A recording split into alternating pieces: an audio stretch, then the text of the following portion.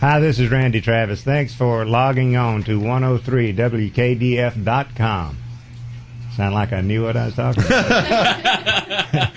Which gives me great joy to say, welcome, Randy Travis, to the 103 WKDF studio. Good morning, sir. Thanks, Rick. Good to be with you. Thank you. Thank you. I absolutely enjoyed your impromptu appearance there at the Grand Ole Opry the other night when you scared the heck out of Carre Underwood. You know, that's what it seemed like. A lot of people, we've been doing a lot of interviews in different cities, different states, you know, since that happened, and get asked about that. Now, they wanted me to do that and be there to ask her to be a member, of course, because she had recorded a version of I Told You So. And so they wanted to keep it a secret. As you know, that's usually written in the paper who's going to be at the Opry every weekend. My name is not in there.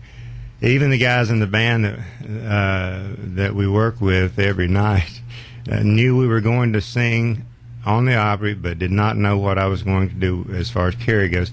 And her management told me that she did not know anything about it, so it was supposed to be a complete surprise. Now, she's singing I Told You So, and I'm preset back there behind the stage, and when she has finished, I'm walking up toward her, about a 15 feet distance, I guess. So what was funny is I'm watching the response of the audience. You were there, you saw that, which was great.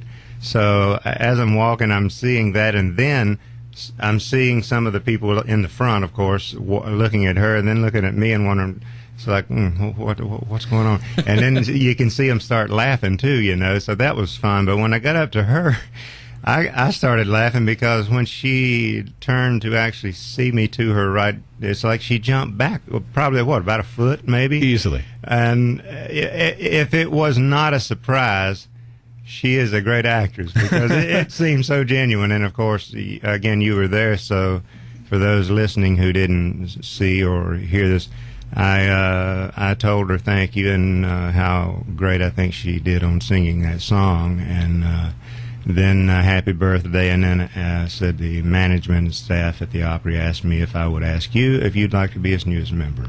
And her, again, you saw it, but her response being, let me think about that. Yeah. It was great. Faith in You is your new song, which you sang at the Opry the other night, from your new record, Around the Bend. Tell us what you put into your new record. Well, Around the Bend is the first country project in 8 years, and I am very, very proud of it. And I say that because we took a year. In other words, there were 4 people, Tracy Gershon, Chris Lacey, Kyle Lenning, my producer, and myself, and we looked for a year for material. So that is a great thing because you have the opportunity to find stuff that you really love. So this album, from beginning to end, has an incredible collection of well-written songs, man. Faith in You, well, it's a love song, but it starts off, this is probably what caught my ear to begin with. I don't have faith in technology, even though we created it. All the stuff just breaks down anyway, and you can never get it fixed. But I do have faith in you. That kind of sums up what I feel. I'm about as low-tech as they come. Well, is it true that you've never had a cell phone?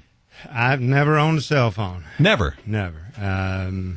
Stuff like that does not work for me. Huh.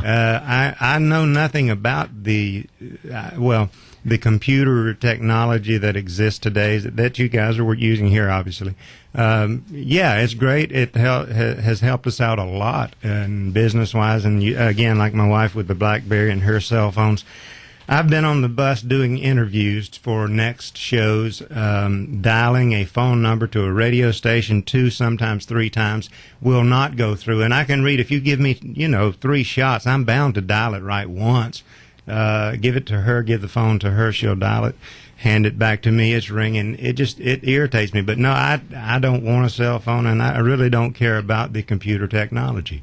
I have a phone in a shadow box at home, and this is an old cell phone that actually gave out, Yeah. And Bill Sweeney sent it to me out in Santa Fe. He said, with a note, he said, here's a phone for Randy to shoot. And so a friend of ours throws it up in the air, and I've practiced quick draw since I was 13. I'll never do this again, but in the air, I drew with a single-action .45 revolver, and I hit that thing as it's in the air. So it's in a shadow box with a hole right in the center of it, and Lib had someone print above it. Can you hear me now? Nice. I was thinking that. Way to go. That's exactly. awesome. Yeah, so there's a .45 hole in that cell phone. I have one fact or fiction that I've always wondered, and I think a lot of folks have wondered this, because you ran with Dwight Yoakam for so long. Was there ever a time where you had to help him get into those tight jeans that he wears? I had to help him cut him off one time. His legs got numb and he couldn't walk. That's for real. No.